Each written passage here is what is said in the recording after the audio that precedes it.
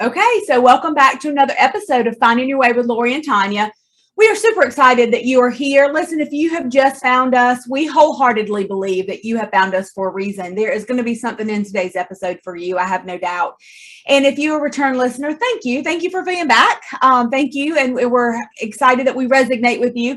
And then please remember, share this with people you think may can get something from our messages. Lori and I do this to share what we learned along the way and what we continue to learn every day.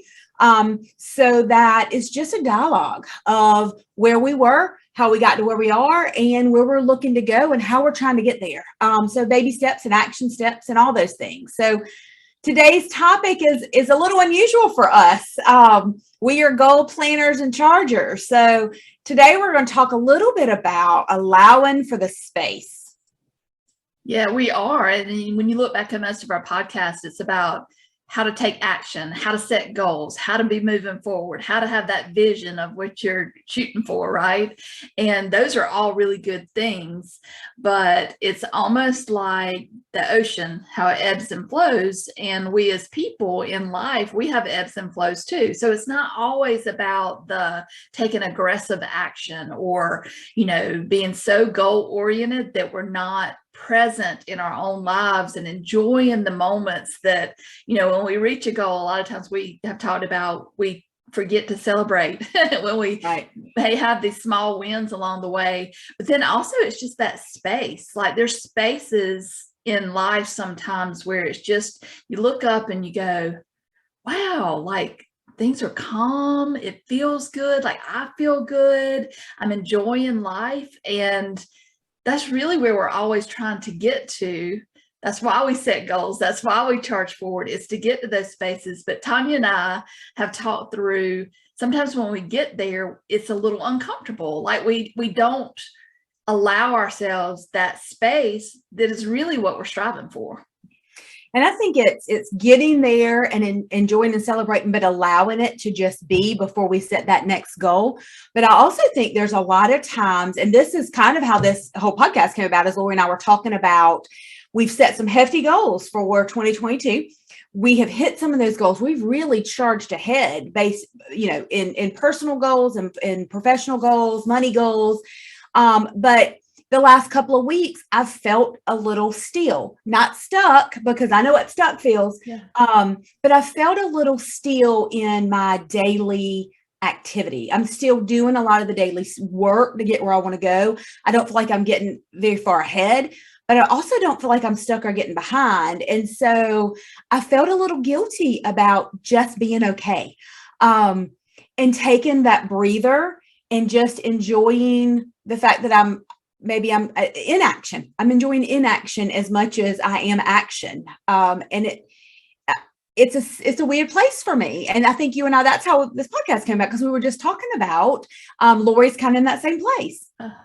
It's funny, that conversation we had that day, that it was, I'm feeling, I don't even know the words we used, but it wasn't stuck, or it's a very different feeling from being stuck. It's I feel like I'm floating. I think that was the way we talked about it. Like I'm just floating along and just easing along. And both of us, when we were talking about it, were like, but we're really okay with that, which is very strange for us, because we usually don't allow that space for very long, Right.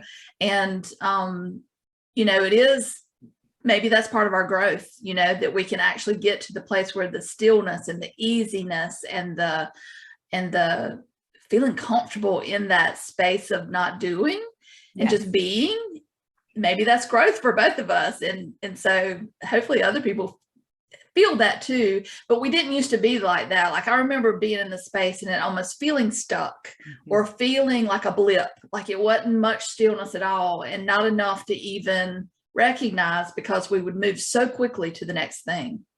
Yeah. And I think that, like you said, I think it's growth.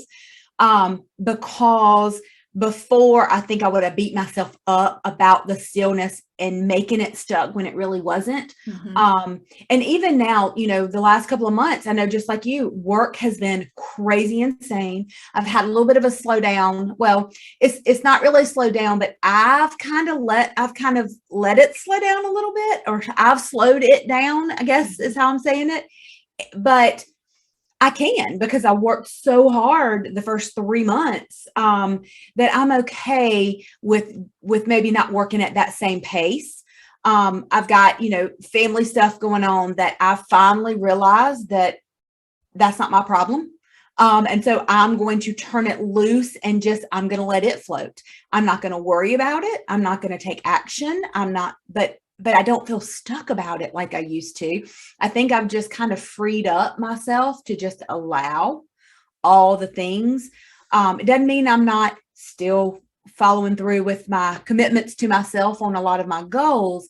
But like you said, I think before we would have felt like just sense of panic and urgency and like we were failing, where now it's really a sense of, okay, well, this is different, but I can breathe and I'm going to enjoy this for a minute because I know it won't last forever. And I think because we're still taking those steps to move forward, we're maybe just not charging forward like sometimes we do. Yeah.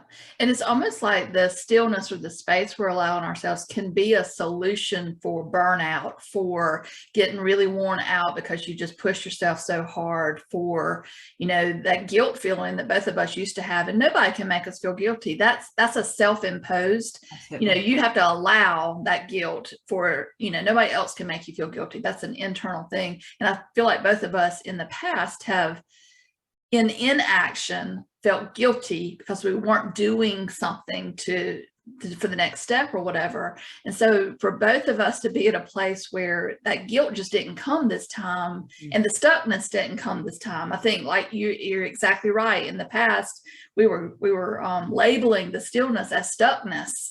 Yeah. And then you have certain feelings about that. Like when you feel stuck, you feel a certain way. When you're still, you don't feel that way. You feel it's more positive, whereas stuck feels negative and sort of yucky. Right. Almost like held back versus, like you said, just kind of floating along. We're not charging ahead. We're not being held back. We're just kind of floating along. And I have every indication, because of who we are, in another couple of weeks, we'll be charging forward again and both going, oh my God, what are we doing to ourselves? But we also know that that's how we take grand steps, and it's okay to take a grand step and enjoy it for a minute and then take another one. And so I think for us, this is a pretty, I would say, first time for both of us to have that feeling. And so I think we wanted to share the growth that this is a place. And if you haven't experienced it yet, think about it, because I think maybe if we had heard somebody talk about it like this, maybe we would not have labeled in the past some of those times that we felt so bad and negative and stuck. We might not have labeled it that because we maybe had some different language or understanding around what else it could be. Yeah. And so, very simple steps you can take to get there is, even I was telling Tonya, January and the first half of February, like work was really, really busy for me. And when I looked at my schedule, I was so booked up that there was no space in my schedule even for little bits of space during my work day. And, I recognized it and said, I got to do something about this. So my March calendar looks very different. And so it's even tangible stuff like that, like looking at where you're charging ahead and feel like you can't breathe because you're trying to get there, and see if there's like little moments in the day that you can create space, even if you're not to where we are, where it's like life is sort of in that stillness right now. But those are ways I think I got to the life is stillness, because I started taking action to create space on a daily basis, so that my mind could have time to decompress, to like absorb all the things that were happening around me versus just being in the going forward stage. Yes. And I think I've noticed just in the last couple of weeks too, I've said no to some social functions and events that I normally would have said yes to. And it's not that I direly didn't want to go. It's just, it didn't feel right with the energy I'm holding right now. And I felt better saying no, because I think I'm okay in that floaty space for right now. And in that energy that's not negative or slow, but is also not get up and go. And so I think once you start that intuition and start honoring how you feel, there are some things I'd have absolutely said yes to. And if you ask me another week or 2 weeks, I may feel differently and absolutely want to do it.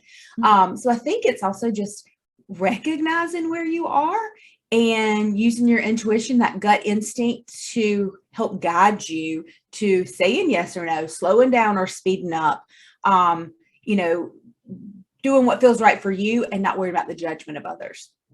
Yeah. So the stillness really can help you get clarity on what those answers are for you. And like you said, it may be different a week apart, but like when we're in that flow, when we're in the space of being versus charging forward and doing, the clarity is so much different than when you're on the hamster wheel going forward.